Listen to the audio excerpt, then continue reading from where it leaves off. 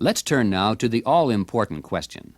Does Laetrile, or vitamin B17, actually control cancer in human beings? And if it does, is there statistical evidence to support that claim? Spokesmen for organized medicine say no. Almost all official opposition to Laetrile is based upon a 1953 report by the Cancer Commission of the California Medical Association. The report said flatly, "No satisfactory evidence has been produced to indicate any significant cytotoxic effect of Laetrile on the cancer cell." Using this report as a primary reference, government agencies soon declared that it was illegal to prescribe, transport, or even recommend Laetrile. The report was written by the committee chairman, Dr. Ian MacDonald, and the committee secretary, Dr. Henry Garland. There were 7 other prominent physicians appointed to the committee, but none of them, not even the men who wrote the report, had any personal experience with Laetrile. They had based their conclusions entirely on the written records of other experimenters. The scientific judgment of these men perhaps can be best appreciated by noting that MacDonald and Garland were the doctors who had made headlines claiming that there was no connection between cigarette smoking and lung cancer.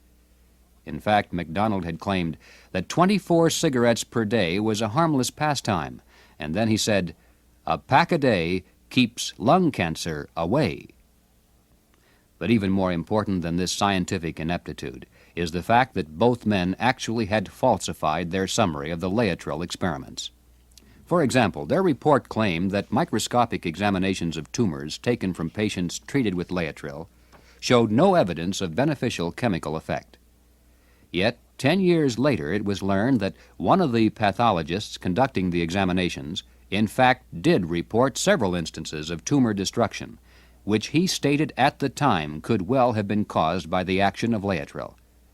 MacDonald and Garland had not told the truth. The report also stated that laboratory technicians had tried unsuccessfully to release cyanide from Laetrile. This was offered as powerful evidence that the entire theory was a fraud. And yet, just 2 months prior to that, the American Medical Association Chemical Lab had reported that it had been successful in releasing cyanide from Laetrile. And of course, other labs have done this also, including the California Food and Drug Lab, and of course the Cytochemistry Lab of the National Cancer Institute. Again, MacDonald and Garland had obscured the truth. Another important aspect of this report is that the patients had received extremely small doses of Laetrile, much too small to prove anything. Today, it's not uncommon to administer 2 or 3 grams of the material in a single injection. Generally, 30 or 40 grams are required before the patient can report tangible signs of improvement. But in the California experiment, the maximum total dosage was only about 2 grams, and even that was divided among 12 injections. 5 patients had received only 2 injections, and 5 had received only 1. So it's not surprising that these experiments had failed to obtain convincing evidence that Laetrile worked. What is surprising, however, is that this and similar discredited reports continue to be cited by the American Cancer Society as proof that Laetrile is a hoax. But let's return to the original side of this question. What evidence is there to support the claim that Laetrile does work? As we have seen, the health records of the Hunzicuts, the Eskimos, and many other groups around the world are statistically conclusive that vitamin B17 does control cancer in human beings with an effectiveness approaching 100%. There can be little controversy over that. But what about cancer once it already has started? Can B17 restore a person to health after he has contracted the disease? The answer is yes, if it's caught in time, and if the patient isn't too badly damaged by prior X-ray treatment or toxic drugs.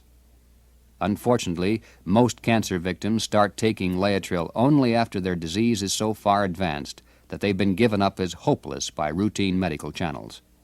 Usually they've been told that they have only a few more months or weeks to live, and it's in this tragic state of near death that they turn to vitamin therapy as a last resort.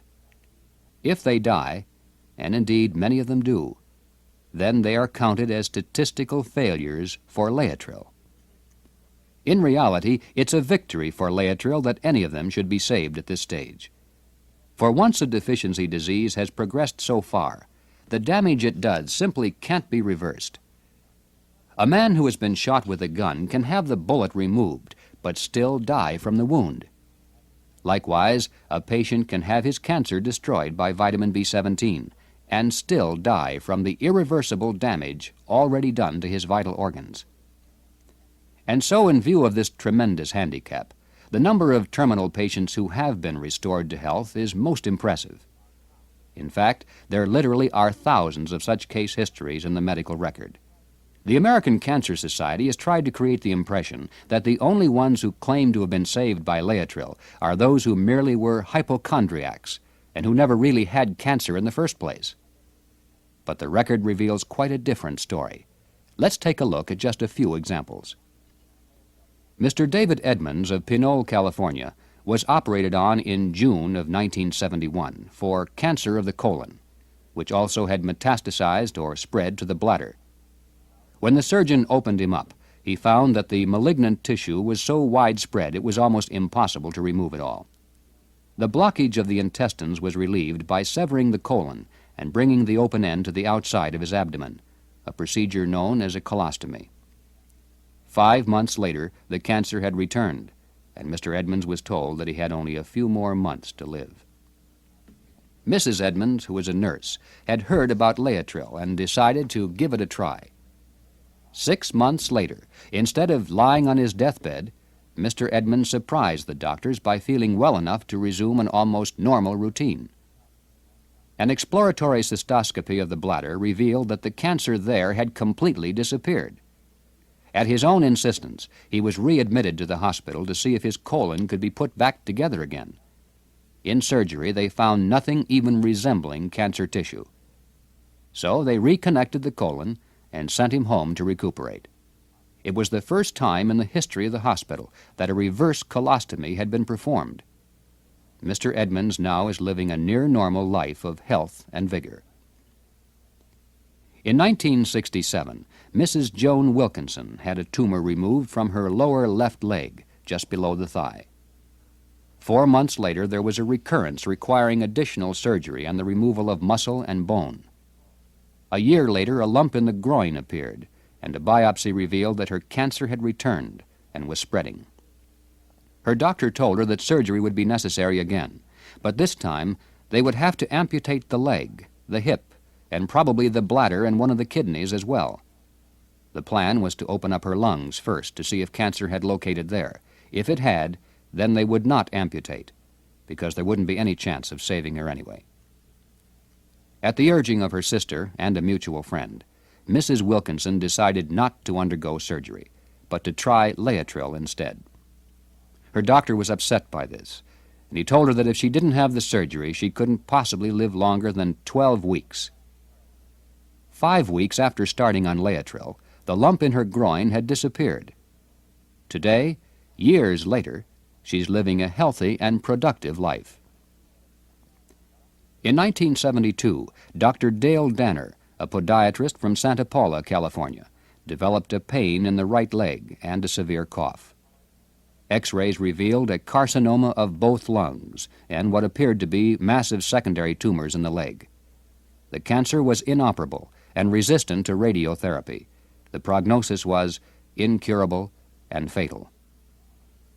At the insistence of his mother, Dr. Danner agreed to try Laetrile, although he had no faith in its effectiveness.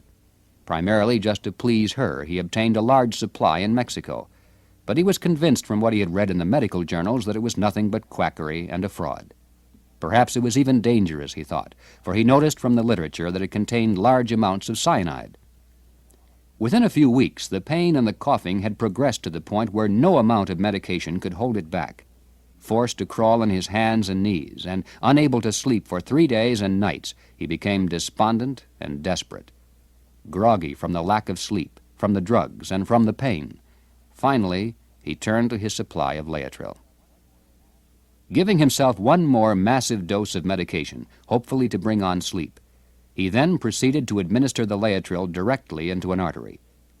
Before losing consciousness from the medication, Dr. Danner had succeeded in taking at least an entire 10-day supply, and possibly as high as a 20-day supply, all at once.